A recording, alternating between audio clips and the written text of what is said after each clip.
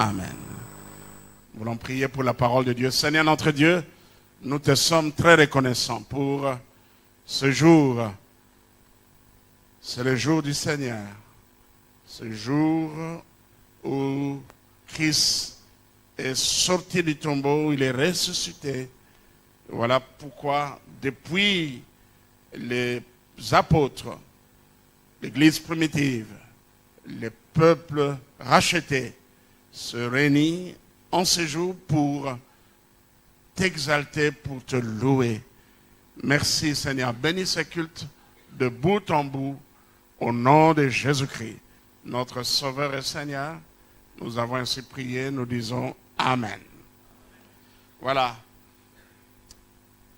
Après l'enseignement sur héritier de Dieu et co-héritier de Christ, un enseignement en série ou un sermon en série, nous avons eu, je crois, 6 ou 7 messages en rapport avec ce thème, héritier de Dieu et co-héritier de Christ. Eh bien, je vous apporte aussi notre sermon en série et qui a comme thème « Vous ne devez plus marcher comme les païens ». Vous ne devez plus marcher comme le païen. Est-ce que tous ensemble nous pouvons les répéter?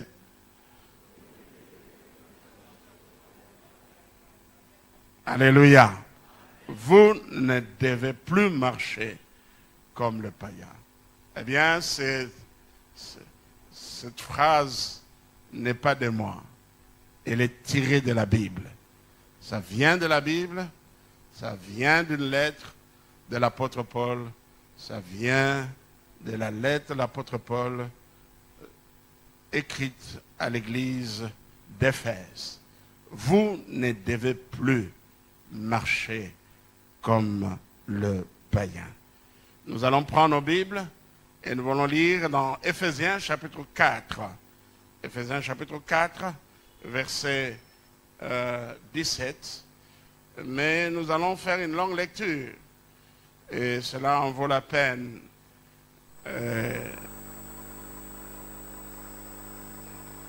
Et la méthode que je vais utiliser dans ce sermon, on appelle la méthode par exposition. Et c'est la meilleure méthode pour annoncer la parole de Dieu. Alléluia. Par exposition, nous allons aller verset après verset. Et cela est bien applicable ici dans cette épître. Donc nous allons lire dans Éphésiens chapitre 4, verset 17 jusqu'au chapitre 5, verset 21. C'est pour dire que nous aurons plusieurs messages toujours sur ce thème. Vous ne devez plus marcher comme les païens. Nous lisons, voici donc ce que je dis et ce que je déclare dans le Seigneur, c'est que vous ne devez plus marcher comme les païens. Voilà, le titre de mon sermon est tiré de ce verset. Vous ne devez plus marcher comme les païens. Alors, comment ils marchent?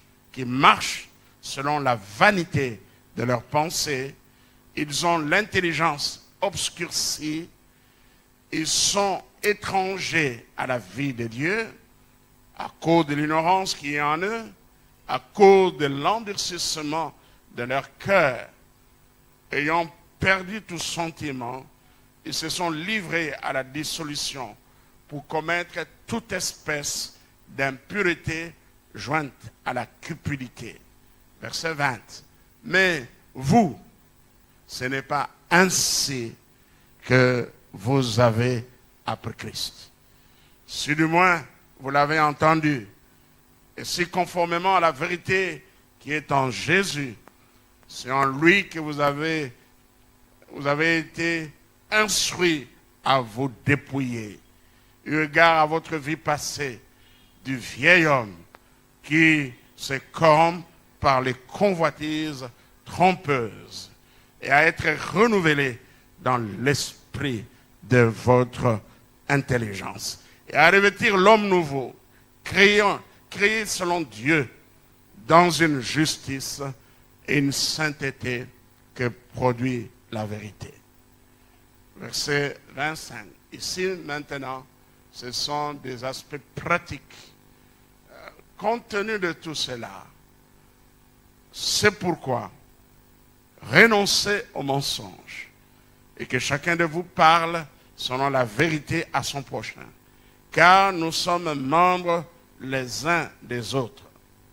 Si vous vous mettez en colère, ne péchez point, que le soleil ne se couche pas sur votre colère.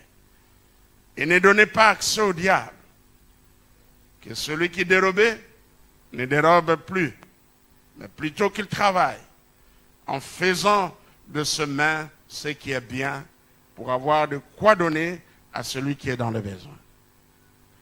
Qu'il ne sorte de votre bouche aucune parole mauvaise, mais s'il y a lieu, quelques bonnes paroles qui servent à l'édification et communiquent une grâce à ceux qui l'entendent.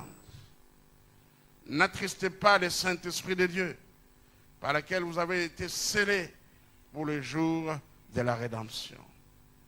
Que toute amertume, toute animosité, toute clameur, toute calomnie et toute espèce de méchanceté disparaissent du milieu de vous. Soyez bons les uns envers les autres, compatissants, vous pardonnant réciproquement comme Dieu vous a pardonné. Chapitre 5, verset 1er. Devenez donc les imitateurs de Dieu comme les enfants bien-aimés et marchez dans la charité à l'exemple de Christ qui nous a aimés et qui s'est livré lui-même à Dieu pour nous comme une offrande, un sacrifice de bonne odeur. Que l'impudicité, qu'aucune espèce d'impurité et que la cupidité ne soient pas même nommées parmi vous, ainsi qu'il convient à des saints. Qu'on n'entende ni paroles déshonnêtes, ni propos insensés, ni plaisanteries, choses qui sont contraires à la bienséance. Qu'on entende plutôt quoi? Des actions de grâce. Verset 5. Car sachez-le bien, aucun impudique, ou impur, ou cupide, c'est-à-dire idolâtre, n'a d'héritage dans le royaume de Christ et de Dieu. Que personne ne vous séduise par des vains discours, car c'est à cause de ces choses que la colère de Dieu vient sur le fils de la rébellion. N'ayez donc aucune part avec eux. Autrefois, vous étiez ténèbres, et maintenant, vous êtes lumière dans le Seigneur. Lisons, marchez comme des enfants de lumière. Merci. Car le fruit de la lumière consiste en toutes sortes de bonté, de justice et de vérité. Verset 14. Examinez ce qui est agréable au Seigneur et ne prenez point part aux œuvres infructueuses des ténèbres, mais plutôt condamnez-les. Car il est honteux de dire ce qu'ils font en secret. Mais ce qui est condamné est manifesté par la lumière. Car tout ce qui est manifesté est lumière. C'est pour cela qu'il est dit, réveille-toi, toi qui dors. Relève-toi d'entre les morts et Christ t'éclairera. Verset 15. Prenez donc garde de vous conduire avec circonspection, non comme des insensés, mais comme des sages. Rachetez le temps, car les jours sont mauvais. C'est pourquoi ne soyez pas inconsidérés, mais comprenez quelle est la volonté du Seigneur. Ne vous enivrez pas de vin, c'est de la débauche. Soyez au contraire remplis de l'esprit. Entretenez-vous par des psaumes, par des hymnes et par des cantiques spirituels, chantant et célébrant les louanges du Seigneur. Et rendez continuellement grâce pour toutes choses à Dieu, le Père, au nom de notre Seigneur Jésus-Christ, vous soumettant les uns aux autres dans la crainte de Christ. Est-ce qu'on peut dire Amen? Alléluia.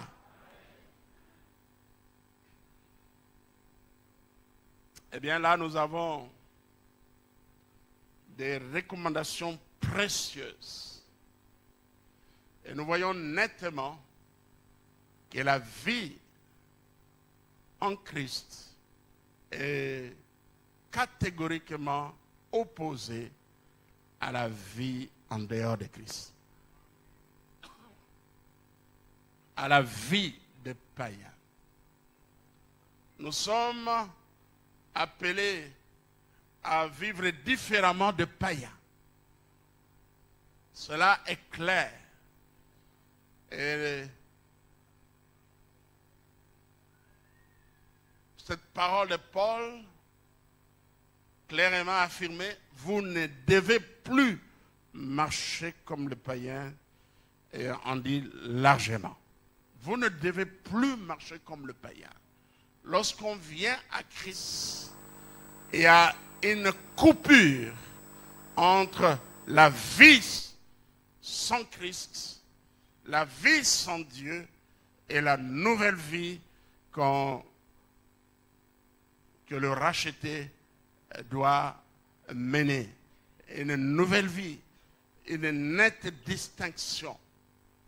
Et ce texte, cette portion des Écritures va beaucoup nous aider. Je ne sais pas combien de dimanches cela va nous prendre, mais à les regarder, ça va nous prendre plusieurs dimanches sur ce thème important. J'ai senti dans mon cœur qu'il était important que nous puissions dire cela. C'est un texte que j'aime lire chaque fois que nous organisons le service de baptême. Ceux qui sont là savent que lorsque je viens, parce qu'il y a des frères qui donnent l'enseignement aux candidats qui veulent passer par les eaux de baptême, et chaque fois, je lis ce texte. Je ne vois pas meilleur texte à lire en face des personnes qui viennent de commencer une nouvelle vie en Jésus-Christ. Amen. Et ce texte s'adresse aussi à nous qui avons fait plusieurs années en Christ. Est-ce que nous menons notre vie telle que la Bible le décrit ici?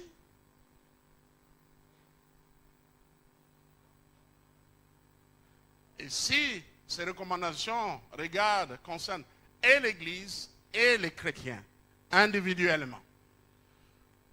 Sachez du reste que le thème général de cette épître de Paul aux Éphésiens, c'est l'Église, corps de Christ. L'Église, corps de Christ. Et c'est la lettre la plus impersonnelle de l'apôtre Paul. Et pour plusieurs érudits de la Bible, cette lettre n'était pas seulement adressée aux Éphésiens, mais plusieurs érudits considèrent cette lettre comme une circulaire. Parce que lorsque nous lisons l'introduction, l'entrée de cette lettre, l'apôtre Paul dit ceci. Paul, apôtre de Jésus-Christ par la volonté de Dieu, aux saints qui sont à Éphèse et aux fidèles en Jésus-Christ. Amen. Bien sûr aux Éphésiens, mais aux fidèles aussi en Jésus-Christ. C'est-à-dire, au-delà de l'église d'Éphèse, c'était une lettre qu'on devait faire circuler dans les autres églises, une précieuse lettre. Notez que l'apôtre Paul a écrit cette lettre entre les années 60 et 61, alors qu'il était prisonnier à Rome. Ce sont des lettres de la captivité. Et parmi ces lettres, nous pouvons aussi citer l'épître aux Philippiens, l'épître aux Colossiens et l'épître à Philémon. Éphèse était une grande ville de l'époque, c'était la capitale de la province romaine d'Asie, avec plus ou moins 300 à 400 000 habitants. C'était une ville ayant une grande importance commerciale. C'était un grand centre commercial que fréquentaient des gens qui venaient de tout le Moyen-Orient. Nous sommes en train d'étudier le livre d'Apocalypse. Et parmi les 7 églises à qui le Seigneur a envoyé la lettre, il y a aussi l'église d'Éphèse. Et toutes ces églises, nous avons vu que ça se trouve dans l'actuelle Turquie. Dans l'actuelle Turquie. Et Paul avait vécu à Éphèse vers 53 et 55 après Jésus-Christ. Et pendant son séjour, il enseignait journellement dans une école. On parle d'école d'un certain Tyrannus. Et beaucoup de personnes avaient donné leur vie à Jésus. Beaucoup venaient écouter ce que l'apôtre Paul disait. Enseigner. Dans les Actes des Apôtres chapitre 19, versets 9 à 11. Actes des Apôtres chapitre 19, versets 9 à 11, nous lisons: mais comme quelques-uns restés endurcis, incrédules, décriant devant la multitude la voix du Seigneur, il se retira d'eux. Donc l'apôtre Paul sépara les disciples et enseignant chaque jour dans l'école d'un nommé Tyrannus. Cela durant 2 ans, de sorte que tous ceux qui habitaient l'Asie, juifs et grecs, entendirent la parole du Seigneur. Et Dieu faisait des miracles extraordinaires par le main de Paul. Alléluia. Alléluia. Notez que l'épître de Paul aux Romains a 2 parties bien distinctes, aux Éphésiens plutôt. Les 3 premiers chapitres sont des parties doctrinales. L'apôtre Paul nous dit comment nous sommes sauvés en Christ, comment nous sommes ressuscités avec Christ, comment nous sommes assis avec Christ dans le lieu céleste.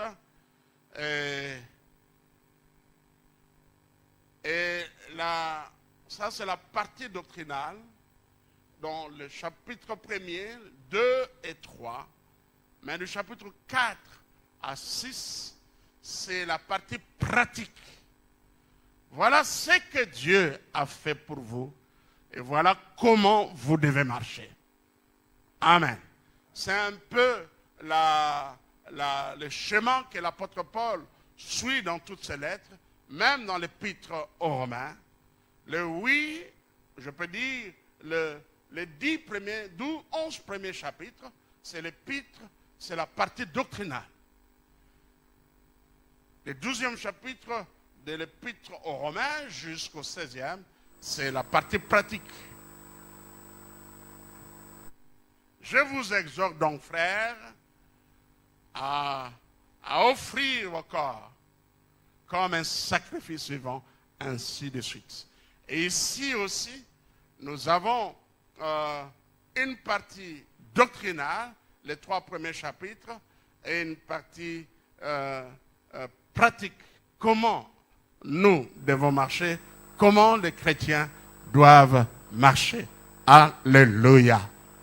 Alléluia. Ce que nous croyons, nous devons le manifester dans notre vie. Je reprends encore. Ce que nous croyons doit être manifesté dans notre vie. Alléluia. C'est ça la vie chrétienne. Dieu a fait beaucoup de choses pour nous. Et nous croyons qu'il est le Fils de Dieu. Nous croyons qu'il est mort pour nous. Nous croyons que nous sommes en Christ sanctifiés. Nous croyons que nous sommes des héritiers de Dieu. Nous croyons à cela. Mais maintenant, la vie pratique. Alors, comment vous vivez? Est-ce que votre vie confirme la doctrine que vous confessez? Est-ce que votre vie montre que vous êtes réellement enfant de Dieu? La vie de certaines personnes, malheureusement, est une négation de ce qu'ils confessent.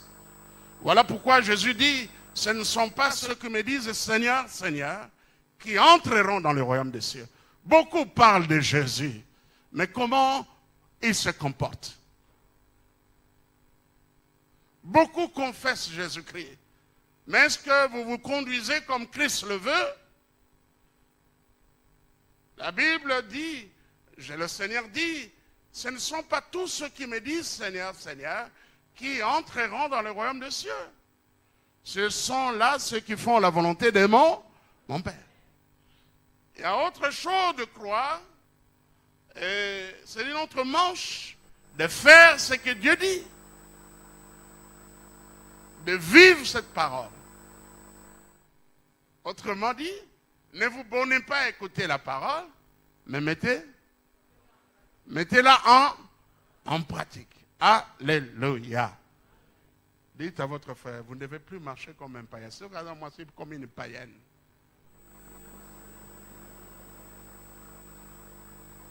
Il y a une vie propre aux païens, il y a une vie propre aux chrétiens. Alléluia. Il y a une vie qui caractérise les païens, il y a une vie qui caractérise les enfants de Dieu. Là où vous vivez, quel est le témoignage qu'on dit de vous? Au travail, à l'université, au quartier, dans la famille, est-ce qu'on vous reconnaît comme enfant de Dieu ou bien on vous prend comme une païenne?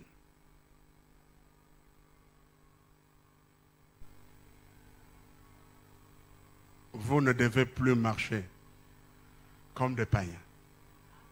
Amen. Amen. L'apôtre Paul va dire au verset 20, ce n'est pas ainsi que vous avez appris Christ.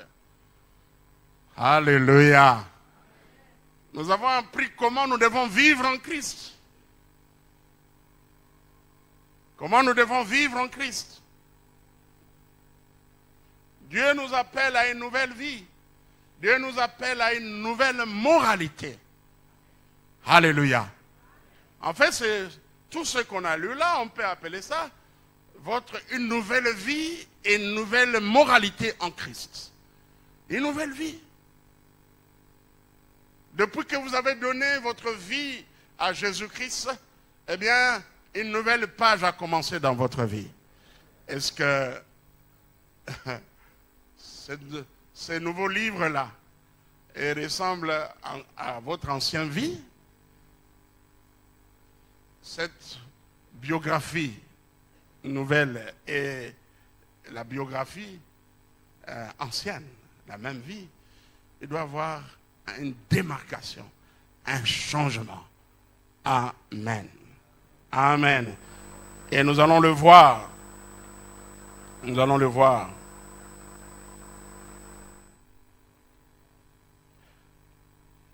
L'apôtre Paul, lorsqu'il dit vous ne devez plus marcher comme les païens,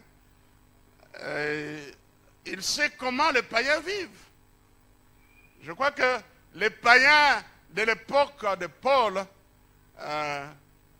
se comportent de la même manière que les païens à notre époque. Alléluia. Et nous allons le voir. Les païens de cette époque-là se comportent de la même manière que les païens aujourd'hui. Oui, l'apôtre Paul exhorte les chrétiens à ne plus marcher comme les païens. La plupart des païens du temps de l'apôtre Paul ne croyaient pas au seul vrai Dieu. Ils adoraient des idoles. Ils s'adonnaient à des pratiques immorales. Ils nourrissaient des pensées vaines et futiles. Et leur intelligence était caractérisée par la vanité.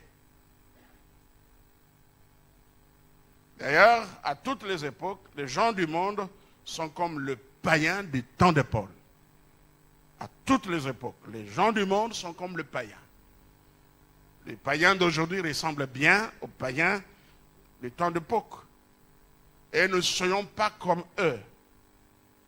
Parce que nous ne sommes plus du monde, mais nous sommes les enfants de Dieu. Amen. Nous sommes les enfants de Dieu. Marchons comme des enfants des lumières. J'aime ce que l'apôtre Paul dit là. Alléluia. Nous sommes un peuple nouveau. Nous sommes des citoyens du royaume de Dieu. Un peuple nouveau. Galates chapitre 3, verset 26 à 27 ou 26 à 28 dit ceci. Car, 26 à 27, car vous êtes fils de Dieu par la foi en Jésus-Christ. Vous tous, vous qui êtes baptisés, vous avez revêtu Jésus-Christ. Merci Seigneur. Alléluia. J'aime un homme de Dieu qui était un Chinois, Watchmani, qui a écrit un commentaire sur l'Épître aux Éphésiens. Et le titre de son livre, je trouve ça magnifique, assis, marcher et résister ou tenir ferme. Assis, marcher et tenir ferme. Là, il prend les grands points que Paul développe dans l'Épître. Nous sommes assis dans le lieu céleste avec Jésus-Christ. Quand il dit marcher, il nous appelle à marcher comme des enfants de lumière. Et lorsqu'il dit tenir ferme ou résister, c'est là où l'apôtre Paul dit, revêtez-vous de toutes les armes de Dieu afin de tenir ferme contre les ruses du diable. Amen. Amen. Vous ne devez plus marcher comme les païens. Alors, comment le païen marche? Paul lui-même nous décrit un peu la vie des païens. Et ce matin, nous allons voir notre premier point, quelques caractéristiques des païens. Alors, nous allons brosser un tableau de païens. Alors, si vous vous retrouvez dans ce tableau, alors sachez que vous êtes loin du Seigneur. Vous êtes loin du Seigneur. Nous sommes toujours dans Éphésiens chapitre 4, verset 17. L'apôtre Paul dit, 17, voici ce que je dis, ce que je déclare dans le Seigneur, ce que vous ne devez plus marcher comme les païens. Qu'est-ce qu'il dit après? Qui marchent selon la vanité de leurs pensées. Donc voilà une marque de païens, une caractéristique des païens. Ils marchent selon la vanité de leurs pensées. Et nous, les enfants de Dieu, nous marchons? Nous marchons selon la parole de Dieu. Alléluia. Nous marchons selon la parole de Dieu. Nous marchons selon l'esprit. Marcher selon l'esprit, c'est marcher selon la parole de Dieu. Imaginez si tout le monde marchait selon la vanité de leurs pensées. Êtes-vous arrivé d'avoir de mauvaises pensées? Êtes-vous arrivé qu'il y ait une mauvaise pensée circule sur vous? Oui, nous tous. N'hésitez pas. Il y a des pensées mauvaises qui viennent.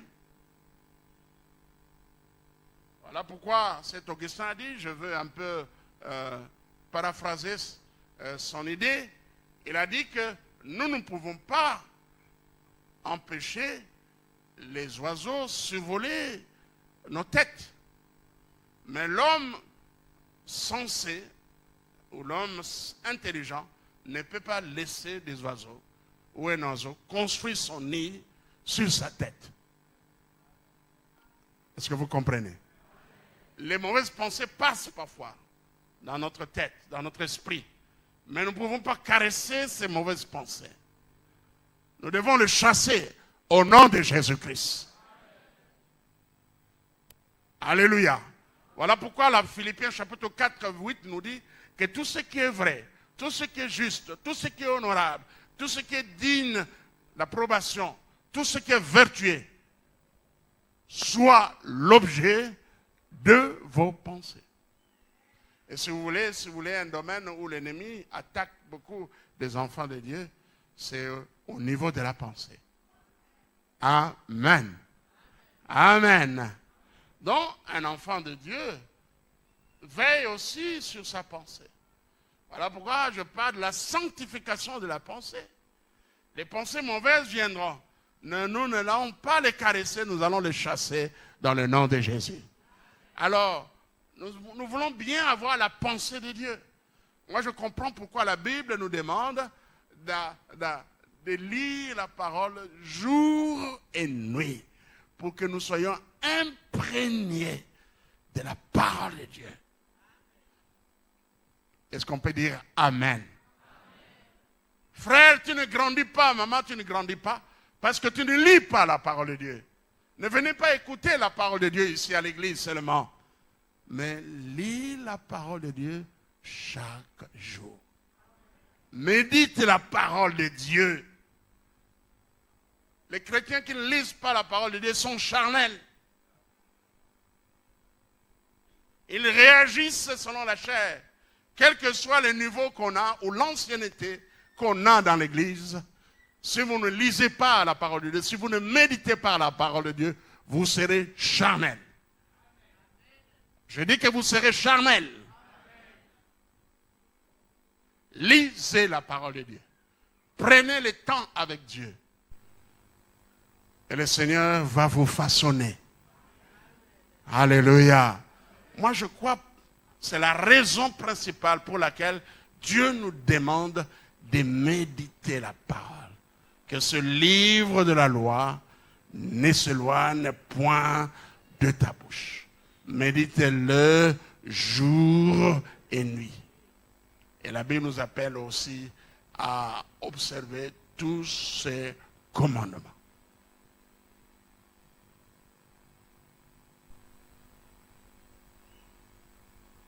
Je ne cesserai de dire, de lire la parole de Dieu.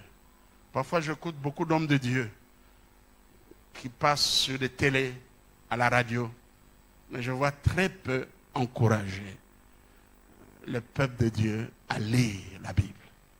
C'est le jeu de l'ennemi. L'ennemi veut éloigner les chrétiens de la parole de Dieu. Et lorsque vous vous éloignez de la parole de Dieu, vous vous éloignez petit à petit de Christ. Lorsque vous vous éloignez de la parole de Dieu, vous vous éloignez de la sainteté. Amen. Lorsque vous vous éloignez de la parole de Dieu, vous vous privez d'une nourriture essentielle pour vous. Vous êtes devenus charnels parce que vous ne lisez pas la parole de Dieu, parce que vous ne priez pas. Vous êtes devenus charnels.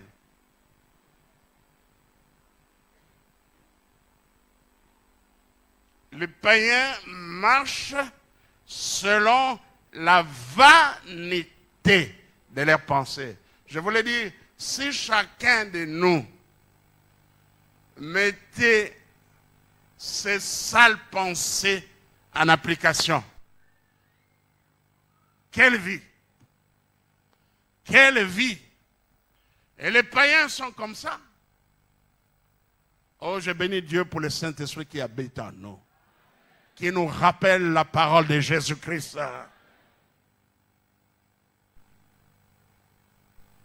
Qu'aucun moitié, les païens,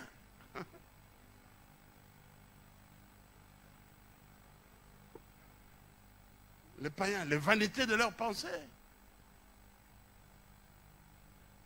Voilà pourquoi vous voyez les païens, ils peuvent prendre des enfants, coucher avec des enfants, commettre l'inceste et faire toutes les abominations sexuelles. Pour eux, ça ne leur dit rien. Pour eux, ça ne leur dit rien. Donc, la première caractéristique, ils marchent selon la vanité de leurs pensées. La version Sommaire dit, Ils suivent leurs pensées vides de sens. Ah, c'est la version Summer. Ils suivent leurs pensées vides de sens. La parole de vie traduit ces versets. Il dit,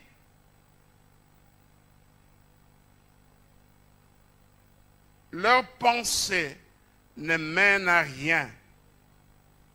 Leurs pensées ne mènent à rien.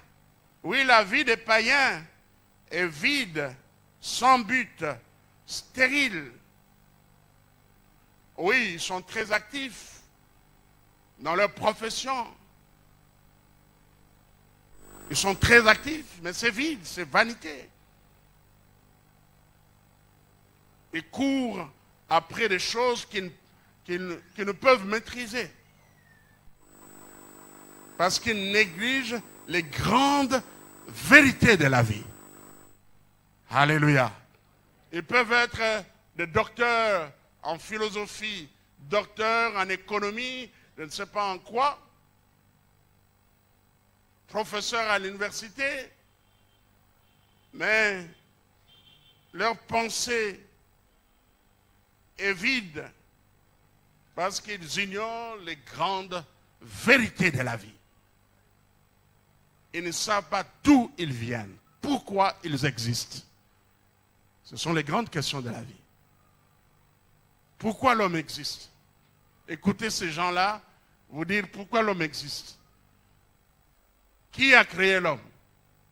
Et où va l'homme après sa mort? Eh bien, lorsqu'on ne connaît pas, on ne sait pas répondre à ces réalités, eh bien, on est un insensé à ces grandes questions de la vie. Le mot vanité dans la Bible est employé dans le sens de vain, futile, vide d'essence. Ce mot dans l'Ancien Testament revient 70 fois. Mais dans le livre d'Ecclésiaste, revient 37 fois. Donc le mot vanité dans l'Ancien Testament revient 70 fois, 70 fois, dont 37 dans le seul livre d'Ecclésiaste. Nous connaissons le livre d'Ecclésiaste, nous l'avons étudié ici, où Salomon, qui a écrit cet homme, ce roi d'Israël, fils de David, qui était très riche, qui avait 300 femmes et 700 concubines. Salomon a goûté à tous les plaisirs que l'homme cherche. Cet homme est arrivé à la conclusion que tout est vanité et rien que vanité. Amen. Amen. Je bénis Dieu parce que pour le livre d'Ecclésiaste, il nous parle de l'expérience sous le soleil. C'est que les hommes cherchent les plaisirs de tout genre. Salomon l'a cherché, mais il a été déçu. Il a dit que tout est vanité et rien que vanité et poursuite du vent. Et ce mot est utilisé par les auteurs de la Bible pour parler de la fragilité de l'homme, du caractère fugitif, inutile d'une chose. La vie humaine n'est qu'un souffle. Les efforts et les projets de l'homme sont inutiles. L'homme est un souffle qui passe vite. Une réalité éphémère, une vapeur du vent. Ecclésiaste chapitre 1er verset 2 dit, vanité de vanité, dit l'Ecclésiaste, vanité de vanité, tout est vanité. Alors ce verset peut être traduit comme tout est fugitif, tout est furtif, tout est caduc, tout est inconsistant, tout est fragile, tout est décevant, tout est inefficace, tout est inexistant, tout est vain, tout est inutile, tout est absurde, tout est passager. Tout est pour rien. La vie n'a pas de sens. L'auteur y affirme que tout, en dépit des apparences, n'est que néant ou insignifiance. Insignifiance, oui. Quelques passages de la Bible, Proverbe 21, verset 6. Des trésors acquis par une langue mensongère sont une vanité fugitive et l'avant-coureur de la mort. Des trésors acquis par une langue mensongère. Il y a des gens qui ont bâti leurs trésors sur la mafia, sur le mensonge, sur l'escroquerie, en tuant. Eh bien, la Bible dit que ce sont des vanités fugitives et l'avant-coureur de la mort. Ecclésiaste chapitre 1er verset 14 dit: je vis tout ce qui se fait sous le soleil, et voici, tout est vanité et poursuite du vent. Ecclésiaste 2 verset 1er, Salomon dit: j'ai dit à mon cœur, allons, et je te prouverai. Et je te prouverai par la joie. Et tu goûteras le bonheur. Et voici, c'est encore là une vanité. Et encore un autre texte, Ecclésiaste chapitre 2, verset 11. Puis, je considérais tous les ouvrages que mes mains avaient faits. Et la peine que j'avais prise à les exécuter. Et voici, tout est vanité et poursuite du vent. Il n'y a aucun avantage à tirer de ce que l'on fait sous le soleil. Amen. Bon, comprenez le langage de Salomon. Lorsqu'on ignore Dieu, et tout ce qu'on peut faire n'est que vanité. Alors nous comprenons pourquoi Jésus a dit, eh bien, que sert-il à un homme de gagner le monde entier s'il perd son âme? Et que sert-il à un homme de gagner tout le monde s'il perd son âme? Que donnera un homme en échange de son âme? Marc 8, 36. Voilà la première caractéristique de païens. Ils marchent selon la vanité de leurs pensées. La vanité. Ce qu'ils font, c'est ce qui leur passe dans la tête. Mais le chrétien n'est pas celui qui fait ce qui passe dans la tête. Il y a bien des choses qui peuvent passer dans votre tête, mais vous allez demander l'aide de la parole de Dieu, la lumière de la parole de Dieu. On peut dire Amen. Alléluia. La parole de Dieu, la volonté de Dieu, ce que Dieu a dit, nous soutient, nous éclaire, nous donne la force pour chasser loin de nous les mauvaises pensées. Nous ne faisons pas ce qui passe dans notre pensée.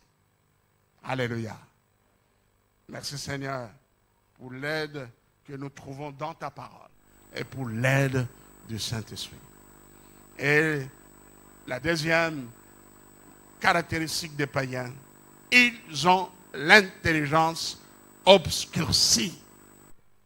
Tout à l'heure, je parlais de professeurs. On peut être des professeurs d'université avec plusieurs doctorats, tout cela. Nous voyons comment ils se comportent.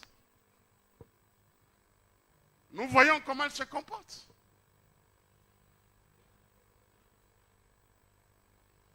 On peut avoir des grands diplômes, mais comment ils se conduisent? Ils ont l'intelligence obscurcie. Parce qu'ils ne connaissent pas Dieu. Alléluia. Ils ne connaissent pas Dieu. Eh bien, je peux dire par là que les hommes qui ne connaissent pas Dieu ne sont pas intelligents. Permettez-moi de dire cela. Alléluia. Je me rappelle d'un message que j'ai écouté de Feu révérend Makanzu, qui était le directeur national de l'évangélisation de l'ECC, il disait que les vrais universitaires sont des enfants de Dieu.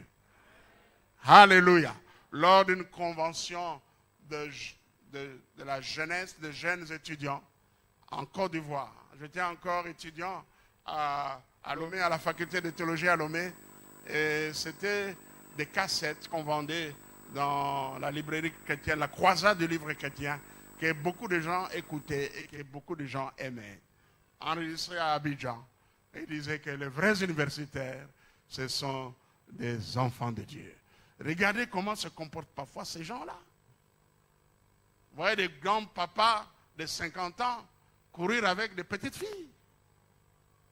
Bloquer des jeunes filles qui ont 18 ans, qui ont 19 ans, 20 ans à l'université pour qu'elles deviennent leurs épouses. Est-ce qu'un pareil homme est intelligent? Non.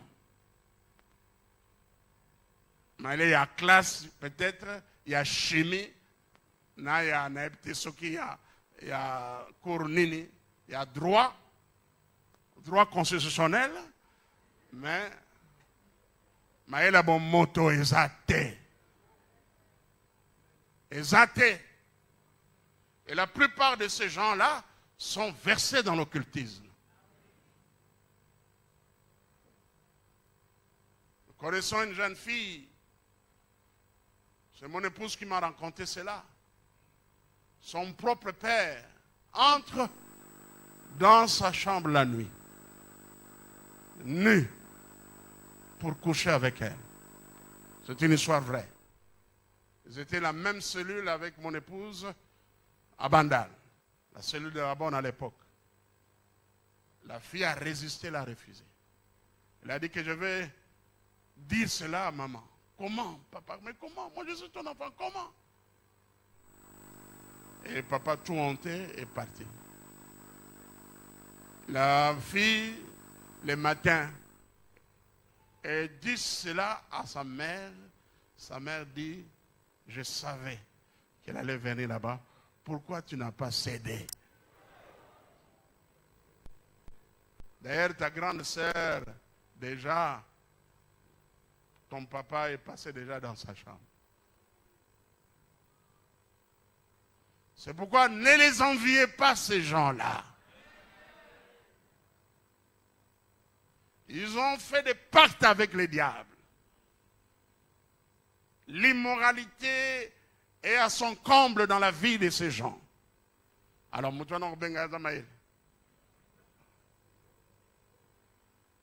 quand ils exposent certaines théories devant les étudiants, on peut les admirer.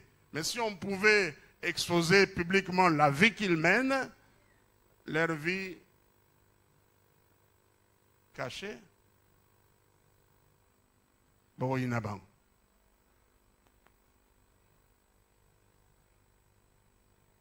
Ils ont l'intelligence obscurcie. La parole de vie dit, leur intelligence est dans la nuit. Leur intelligence est dans la nuit. Ils sont incapables de comprendre les vérités spirituelles. Les vérités simples. Ils comprennent quelque chose de plus simple. Dieu a tant aimé le monde qu'il a donné son Fils unique afin que quiconque croit en lui ne périsse point, mais qu'il ait la vie éternelle. L'évangile de Jésus est simple, mais regardez ces gens avec beaucoup de diplômes sont incapables de croire à cet évangile. Gloire soit rendue à Dieu pour des hommes que le monde a regardés comme intelligents. Ils ont donné leur vie à Jésus-Christ. Amen. Des hommes comme de Pascal, comme de Einstein. Il y a des grands savants chrétiens qui ont cru en Jésus et qui ont milité pour la cause chrétienne. Que Dieu soit loué. Les vérités spirituelles sont simples. Mais ils rejettent la main que Dieu leur tend, le salut que Dieu leur offre. Ils sont devenus aveugles. troisième caractéristique des païens, ils sont étrangers à la vie de Dieu. Ils sont étrangers. Ils n'ont aucune part. Ils sont éloignés de la vie de Dieu. Parce que leur intelligence est dans la nuit. Toujours la parole de vie dit ceci. Ils ne participent pas à la vie de Dieu. Être étranger à quelque chose, ce n'est participer pas à la vie de Dieu. En effet, ils sont ignorants parce que leur cœur est fermé. Là, c'est le résultat de leur ignorance, voulue et profondément ancrée en eux, et par la dureté de leur cœur. Ils avaient rejeté la lumière divine par rapport à la création et à leur conscience, et s'étaient tournés vers l'idolâtrie. Ils ont rejeté Dieu. Ils se tournent vers l'occultisme, vers des choses qui ne tiennent pas debout. Et quatrième caractéristique, ils ont perdu tout sentiment. Ils ont perdu tout sentiment. La version Semeur traduit ces versets.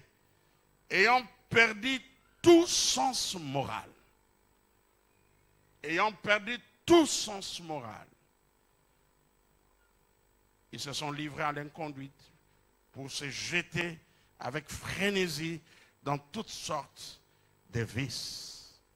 La version Parole de vie traduit le verset 19. Ils ne savent plus ce qui est bien et ce qui est mal. Alléluia. Donc c'est un problème de conscience. Ils ne savent plus ce qui est bien et ce qui est mal. Ils ont perdu tout sentiment.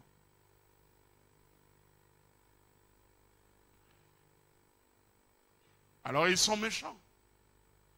Vous voyez comment se comportent plusieurs personnes qui ne connaissent pas Dieu. Ils sont sans cœur. Ils sont sans cœur. Ils ont perdu tout sentiment. Lorsque l'homme est à ce niveau, c'est dangereux. Ils sont prêts à tuer. Ils sont prêts à piétiner les lois. Ils sont prêts à tout faire pour atteindre le but.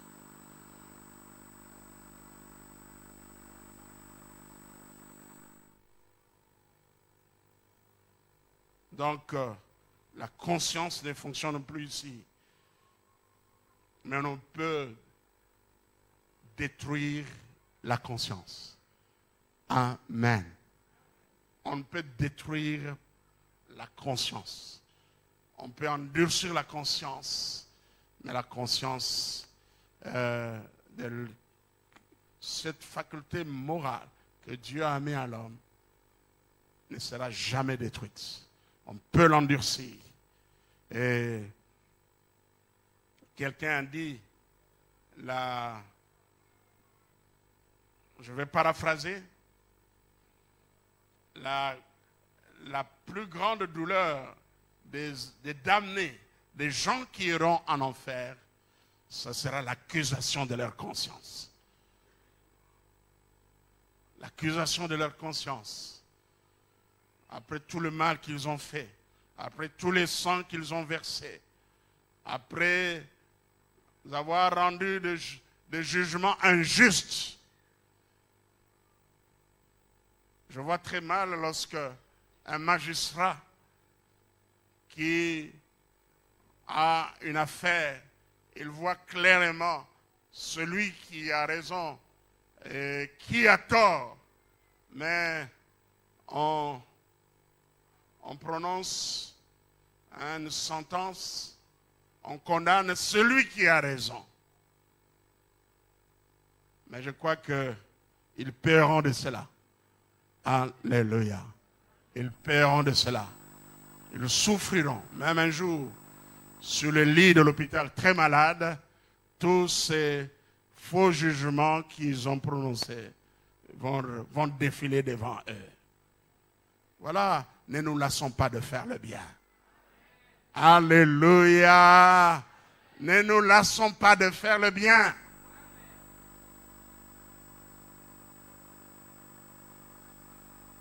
Cinquième marque, ils se sont livrés à la dissolution. Sommer dit, ils se sont livrés à l'inconduite. Et parole de vie dit, ils se conduisent n'importe comment. S'adonner à la dissolution, c'est s'adonner à un comportement éhonteux. Et le péché cardinal de tous les païens, de l'époque de Paul, de l'époque ancienne même, avant le Paul, même dans l'Ancien Testament, mais jusqu'à aujourd'hui, a été toujours l'immoralité sexuelle. L'immoralité sexuelle.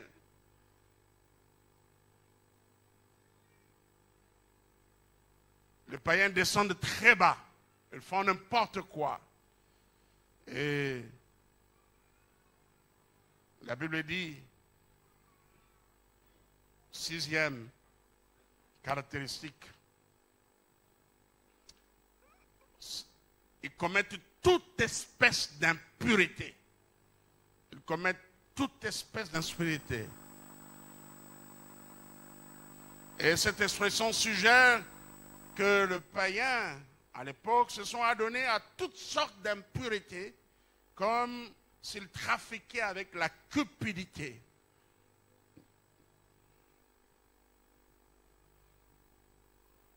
Et la huitième caractéristique des païens, enfin, septième.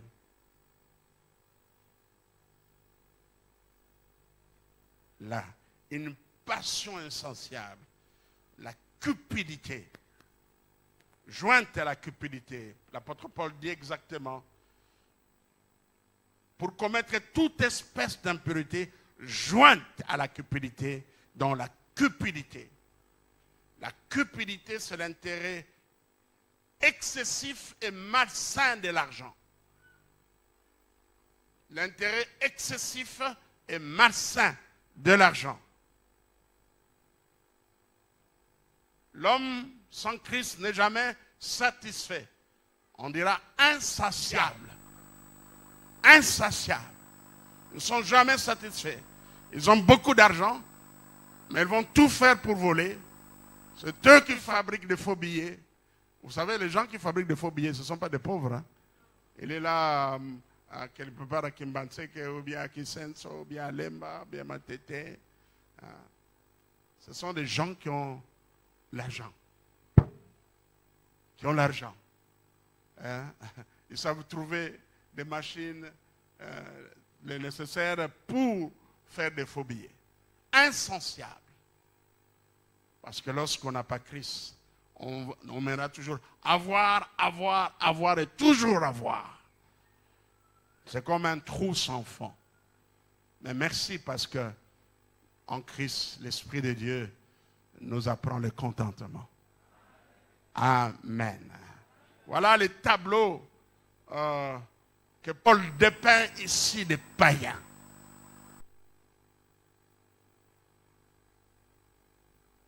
C'est de la grâce, c'est de la pourriture, et le chrétien n'est pas dans ces choses. Le vrai chrétien. Amen. Amen. Le vrai chrétien n'est pas dans ces choses. Voilà pourquoi Paul va dire, mais vous, ce n'est pas ainsi que vous avez appris Christ.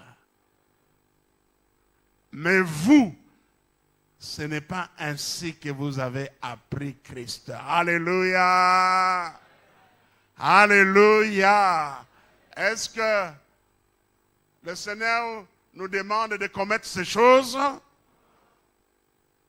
Et l'apôtre Paul dit, si du moins vous l'avez entendu Et si conformément à la vérité qui est en Jésus, c'est en lui que vous avez été instruits à vous dépouiller, eu égard à votre vie passée, du vieil homme qui se corrompt par les convoitises trompeuses, à être renouvelé dans l'esprit de votre intelligence, et à revêtir l'homme nouveau, créé selon Dieu, dans une justice et une sainteté qui produit la vérité.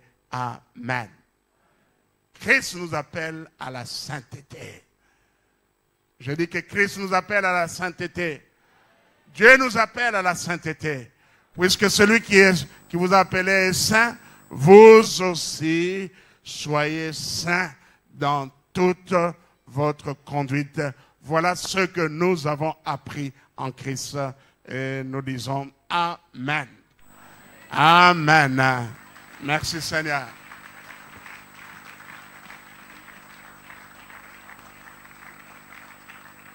Voilà comment vive le païen. Et c'est triste si vous êtes ici. Vous vous êtes reconnu dans cette vie-là. Ce n'est pas la vie d'un enfant de Dieu. Nous voulons prier. Lèvons-nous tous ensemble.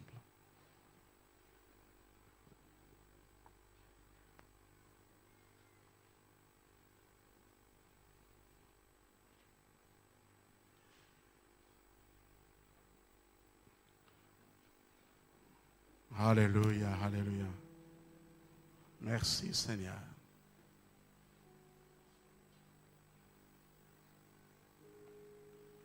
Merci Seigneur. Te ressembler Jésus, c'est mon espoir suprême.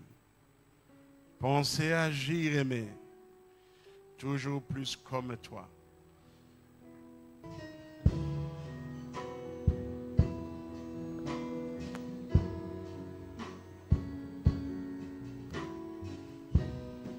C'est mon espoir suprême. Penser, agir, aimer, toujours plus comme toi.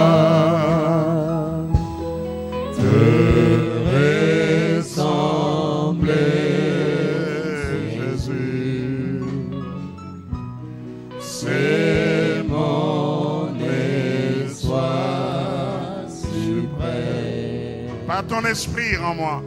Par ton esprit en moi. Semblable à toi. Te ressembler, Jésus. Te ressembler, Jésus. C'est mon espoir suprême. C'est mon espoir suprême. Penser, agir, aimer,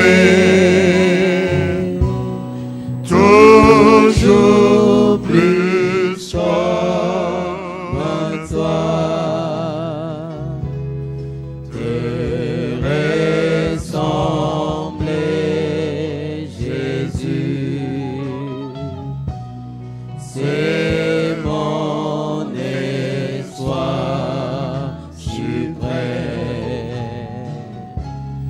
Par ton esprit en moi, semblable à toi.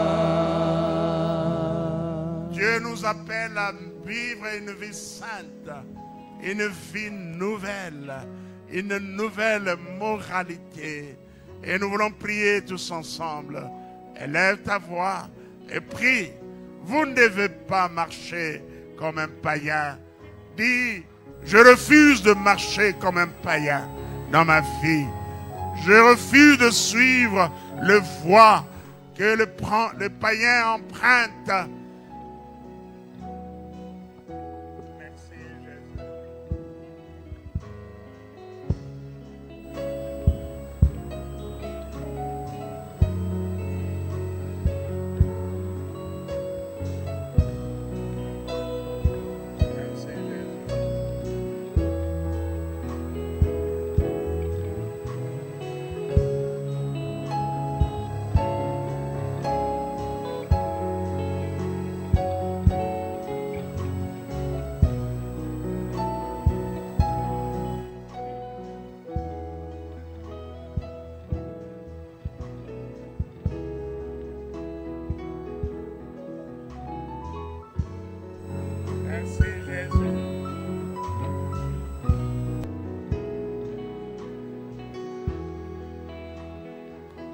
Oui, nous voulons donner l'occasion à toute personne. Vous êtes ici, mais lorsque vous voyez ce tableau des païens, vous reconnaissez que c'est votre vie. Vous êtes étranger à la vie de Dieu. Ce qu'il vous faut, c'est de donner votre vie à Jésus. C'est de rencontrer Jésus. Ce n'est pas ainsi que vous avez appris Christ. Ceux qui ont rencontré Christ, véritablement, mènent notre vie. Et je vais vous donner l'occasion ce matin de recevoir cette vie nouvelle que Dieu donne. Si vous êtes là, levez tout simplement votre main. Nous voulons prier pour vous. Levez votre main. Levez bien votre main. Merci pour les personnes qui ont levé leurs mains. Seigneur, ils sont nombreux, ces hommes et ces femmes qui ont levé leurs mains. Ils se reconnaissent dans la description des vies des païens. Ils sont loin de toi. Seigneur, je prie pour que tu leur accordes le pardon.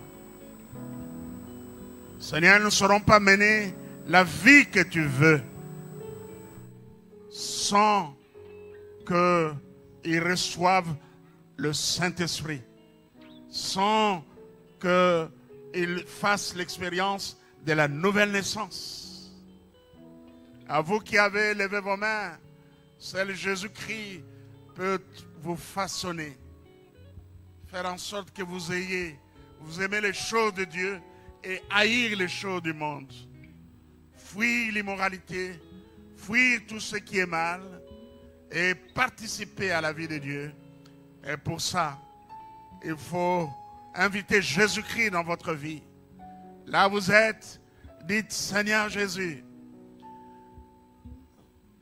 viens dans ma vie, suivez ma prière. Seigneur Jésus, j'ai conduit ma vie seule.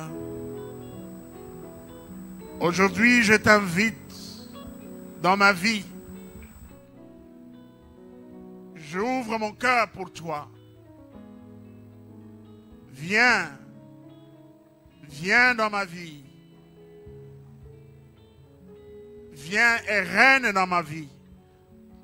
J'abandonne le règne de ma vie entre tes mains. Règne dans mon cœur. Je livre tout à toi. Tout mon être, mon esprit, mon âme, mon corps, et sois le maître de ma vie. Pardonne mes péchés. Lave-moi par ton sang. Fais de moi un homme nouveau. Au nom de Jésus-Christ, nous disons Amen. Nous pouvons nous asseoir et nous pouvons acclamer très fort.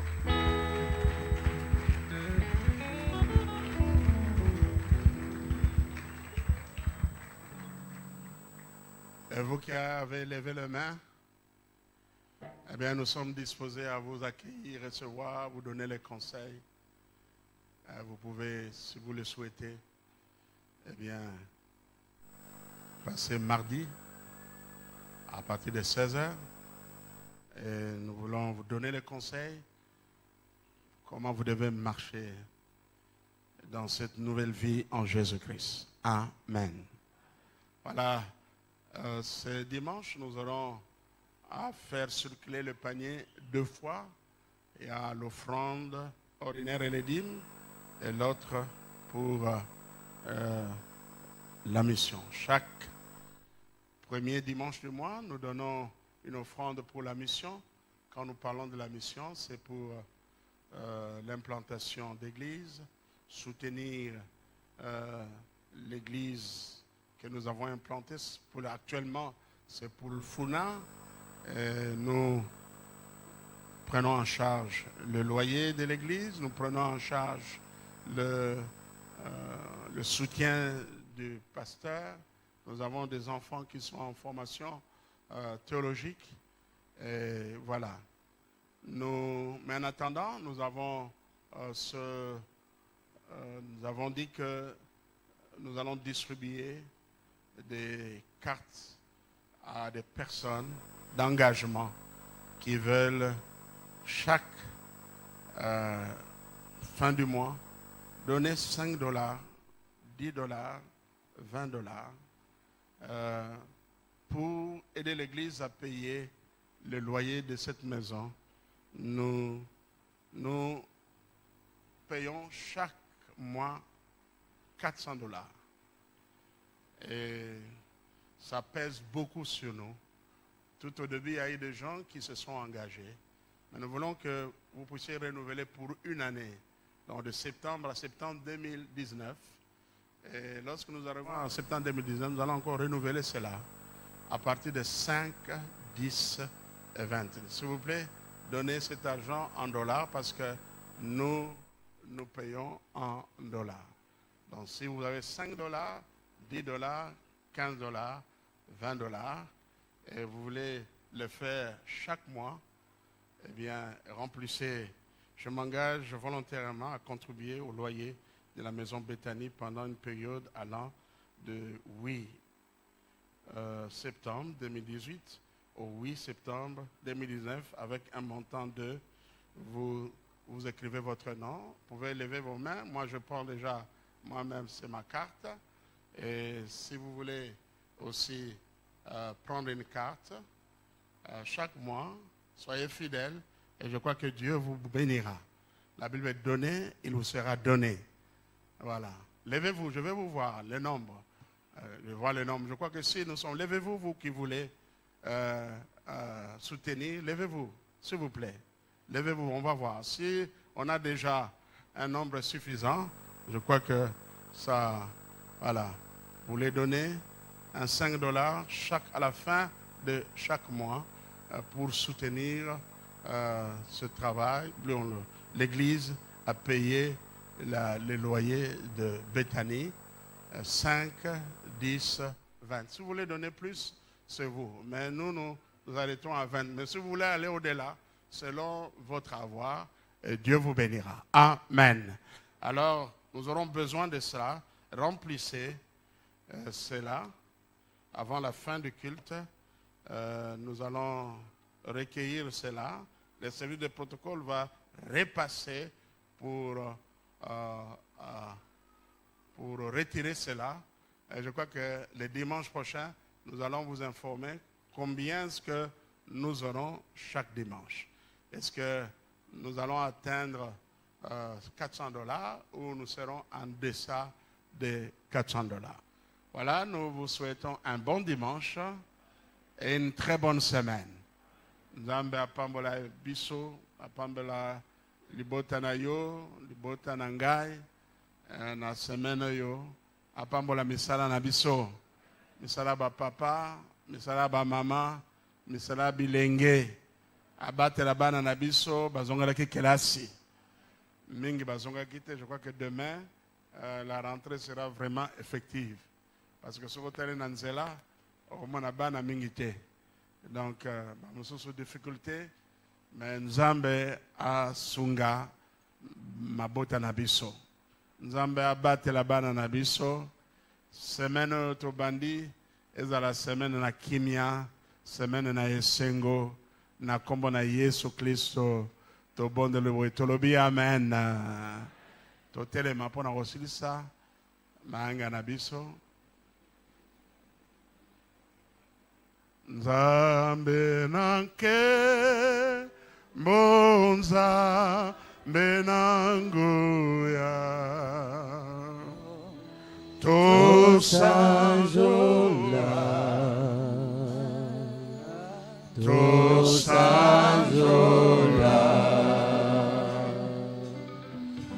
Nzambe nanke monza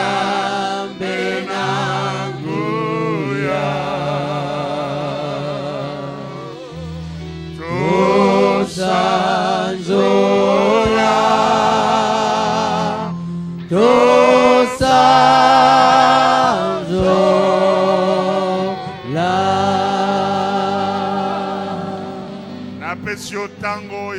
kotombola mongongo na yo, ya kobondela, kotika bomo na yo, libota na yo, na maboko na Nzambe, tika to bondela.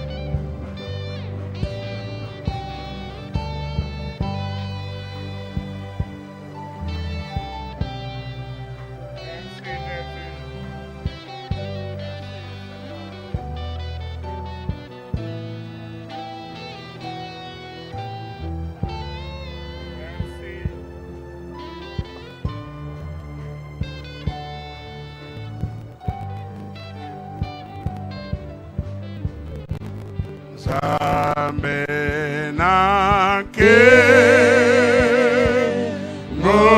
Nzambe nanguya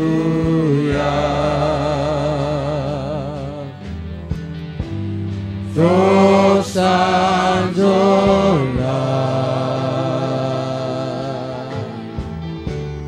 Tosanzola